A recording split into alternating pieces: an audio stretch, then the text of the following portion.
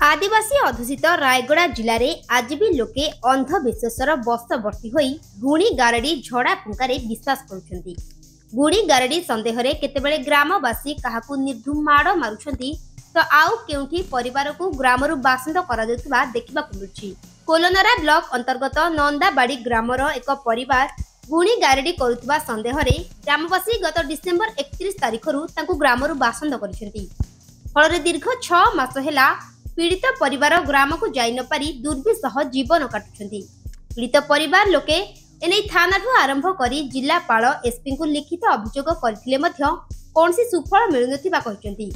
अन्यपटे चांदिली थाना पक्षरु मध्य ताकू न्याय मिलुनथिबा सेमाने अभियोग करिसंती।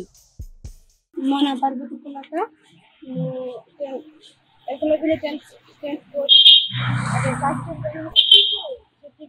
कलेक्टर ऑफिस कास्टली हमरो गुणीगारी संदर्भ गाँव बसिन कबितबा प्रॉब्लम रे साल को लास्ट तक जा आ किसान को कहते हैं चांदुल करना के जा हमें हमको बेनिफिट चले कि हमें न्याय पाइबो केमिति मरना जियाना पलका बोल कोलनरा पंचायत कोलनरा पोस्ट कोलनरा ताना चंदले हमें 6 मास तला आज्ञा गोटे केस को देला जो गुणीगारी कोसे सेटा भी किछि निया पाइल नहीं।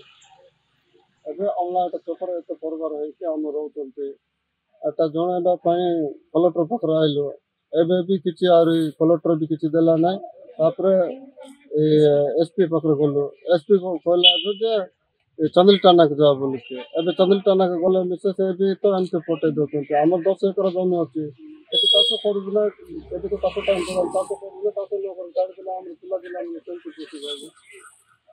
हम पिला जिला समस्त परिवार हम 10 लोग अच्छे 10 लोग केमते पोषिबे हम तो पाट फट किछि नाही। रायगढ़ कुमार पटनायक रिपोर्ट रियो न्यूज।